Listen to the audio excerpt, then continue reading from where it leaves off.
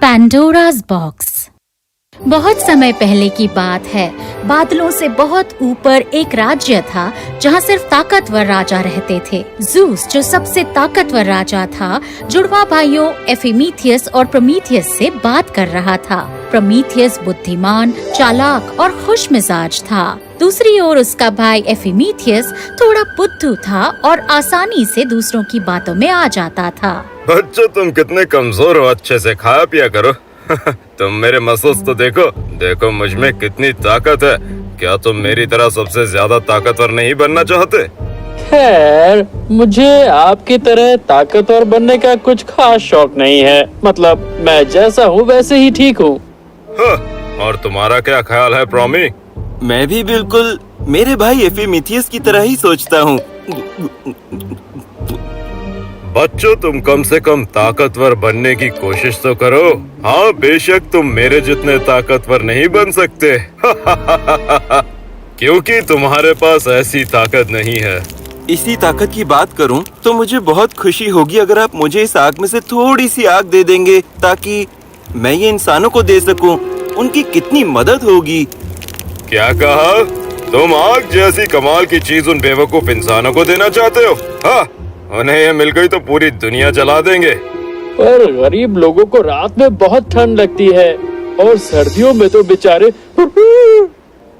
इसमें मैं कुछ नहीं कर सकता।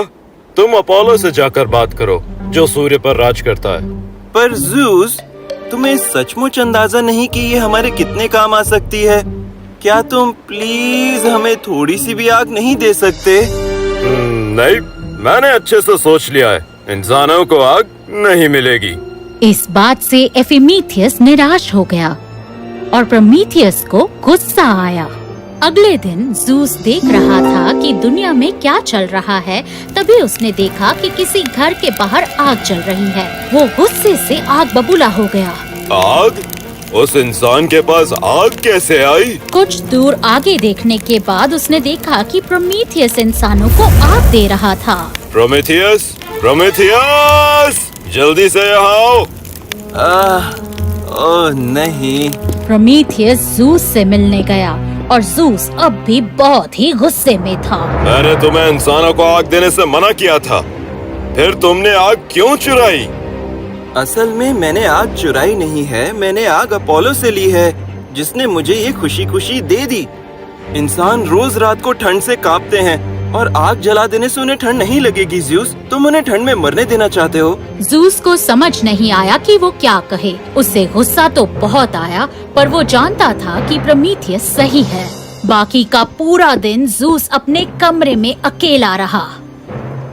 मैं करूँ तो क्या करूँ? उस बेवकूफ प्रोमी को सजा तो मिलनी चाहिए, पर कैसे सजा दूँ? मेरे बोलने से पहले ही वो ऐसा कोई तर्क देगा जिससे सबको लगेगा कि वही सही है और सब उसी की बात मानेंगे। काफी वक्त सोचने के बाद उसे ख्याल आया कि एफिमीथियस को शिकार बनाया जा सकता है। उस एफिमीथियस को जाल में फंसाना आसान है, पर मुझे ध्यान रखना होगा कि किसी को भी मेरे प्लान के बारे में पता न चले। तो ज़ूस ने एक ऐसी लड़की को बुलाया जो मिट्टी की बनी थी। एक लड़की बनाओ और ध्यान रहे कि ये दुनिया की सबसे खूबसूरत लड़की होनी चाहिए। मैं ध्यान रखूंगा महाराज, पर क्या मैं जान सकता हूँ कि आप इसे बना क्यों रहे हैं? हाँ, वो असल में मुझे एक बेटी चाहिए। हाँ, ताकि मेरा बड़ा सा महल खुशियों से भर जाए। जी जरूर, मैं उसे इतना खूबसूरत बनाऊंगा कि जब भी वो मुस्कुराएगी उसे देखकर आपका दिल ढेर सारी खुशियों से भर जाएगा। हाँ, तुम बनाना शुरू कर दो। और जब वो बनकर तैयार हुई, वो इतनी खूबसूरत लग रही थी कि उसकी आंखें सितारों जैसे चमक रही थी। एथीना, ये ड्रेस बहुत खूबसूरत है। मुझे खुशी हुई कि तुम्हें ये अच्छी लगी। ये सबसे बेहतरीन चांदी से बनी हुई है। मैं इसे सूरज की रोशनी में चमकते हुए देखना चाहती हूँ। ओह, कितनी प्यारी लड़की है ये। पर ज़ूस, तुमने इसे बनाया किस लिए? ओह, क्योंकि मैं इसे एपिमीथियस को देना चाहता था। वो बेचारा कितना अकेला है। कोई तो होना चाहिए जो उसे प्यार करे। तुम्हें नहीं लगता? तुम कितने अच्छे हो ज़ूस। वैसे एफिमीथियस को ये बहुत पसंद आएगी। बेचारी अथीना जानती नहीं थी कि ज़ूस के दिमाग में क्या चल रहा है। पैंडोरा मेरी बच्ची, मैं किसी से मिलने जा रहा हूँ। तुम मेरे साथ चलना चाहोगी? जरूर पिताजी। आप कहाँ जा रहे हैं? एक लड़का है एफिमीथियस, मैं उसी से मिलने जा रहा हूँ। वो बहुत अच्छा लड़का है, हंसमुख है, साफ दिल का है और खूबसूरत भी है। पूरे रास्ते ज़ूस पेंडोरा से एफिमीथियस के बारे में बातें करता रहा ताकि एफिमीथियस पेंडोरा को पसंद आ जाए। पेंडोरा उससे पहले ही बहुत प्रभावित थी और एफिमीथियस को देखते ही वो उसे बहुत पसंद आया। हाय एफिमीथियस, क्या प्रोमेथियस घर पर है? नहीं तो वो बाहर गया हुआ है। अच्छी बात है एफिमीथियस, मैं तुम्हें अपनी प्यारी बेटी से मिलवाना चाहता हूँ। ये है पैंडोरा। एफिमीथियस पैंडोरा की खूबसूरती में खो गया। तुम तो बहुत खूबसूरत हो। ओह, पता है मुझे एक काम याद आ गया। मैं वो काम खत्म करके आता हूँ, तब तक तुम दोनों बातें करो, फिर मैं तुम्हें साथ ले जाऊंगा पेंडोरा। टूडल्स। और ऐसा कहकर ज़ूस अपने महल में चला गया। मजा आ गया। मुझे पूरा यकीन है कि वो दोनों जल्द ही एक दूसरे से प्यार करने लगेंगे। सब कुछ प्लान के मुताबिक चल रहा है। कुछ देर बाद जब वो पैंडोरा को वापस लेने गया तो उसने देखा कि दोनों एक दूसरे की आंखों में खोए हुए थे। पिताजी, पिताजी, मुझे एफिमीथियस बहुत पसंद है। मैं इससे शादी करना चाहती हूँ। पैंडोरा रुको, असल में तुम गलत समझ रही। बहुत बढ़िया। हाँ, मैं कल ही तुम दोनों की शादी करवा दूंगा। और अगले दिन एफिमीथियस और पैंडोरा की शादी हो गई। मेरी बच्ची पैंडोरा, मैं तुम्हारे साथ सिर्फ एक ही दिन बिता पाया। दिन ढलने के बाद पैंडोरा एफिमीथियस के घर जाने के लिए तैयार हो गई। पैंडोरा मेरी बच्ची, तुम ये बक्सा ले जाओ और इसकी हिफाजत करना। और एफी, इसकी चाबी तुम रखो, पर याद रहे इसे कभी मत खोलना, नहीं तो इंसान बहुत बड़े खतरे में पड़ जाएंगे। दोनों को कुछ समझ में नहीं आया, पर वो मान गए। गुजरते वक्त के साथ पैंडोरा ने एफिमीथियस का पूरा घर देख लिया था। मैंने इस घर का हर कमरा, हर जगह अच्छे से देख ली है। अब बस एक चीज देखनी बाकी है, वो बक्सा जो पिताजी ने मुझे दिया था। मैं जाकर एफिमीथियस से उसकी चाबी मांगती हूँ। पर जब उसने चाबी मांगी, एफिमीथियस ने मना कर दिया। पैंडोरा के बार बार मांगने पर भी उसने चाबी नहीं दी।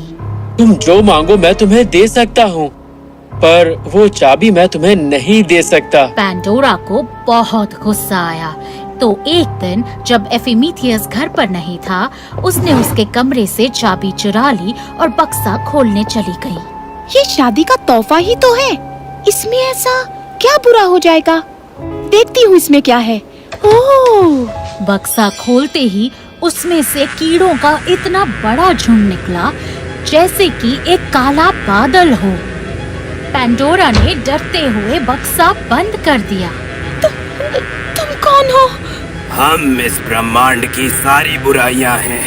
नफरत, लालच, स्वार्थ, दुख। हम इस बक्से में बहुत लंबे समय से कैद थे और अब हम आजाद हो गए। और अब हम पूरी दुनिया में फैल जाएंगे और राज करेंगे।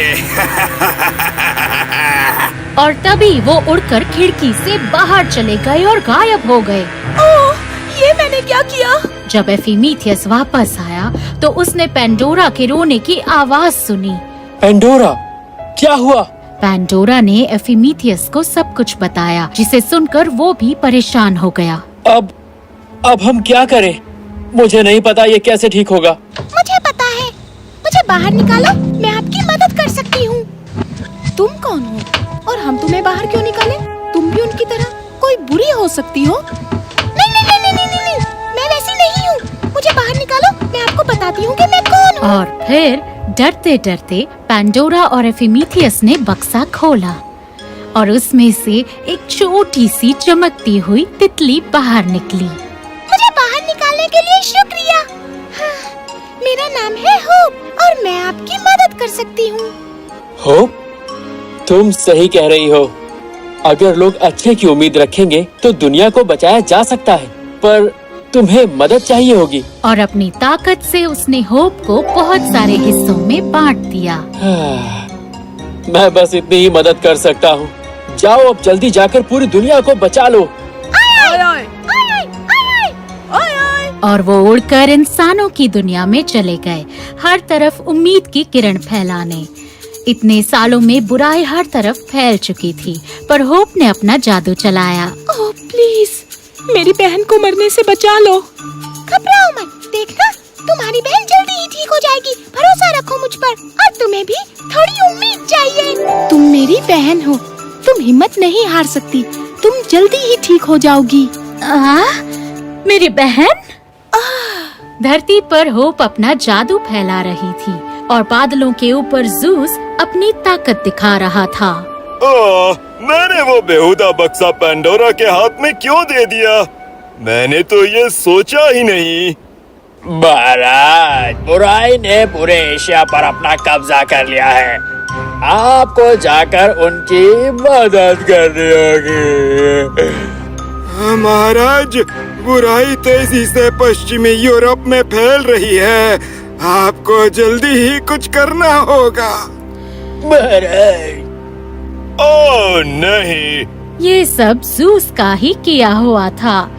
अब अगर कोई कुछ कर सकता था तो वो थी होप। कर दिखाओ होप। आपकी सेवा में हाजिर।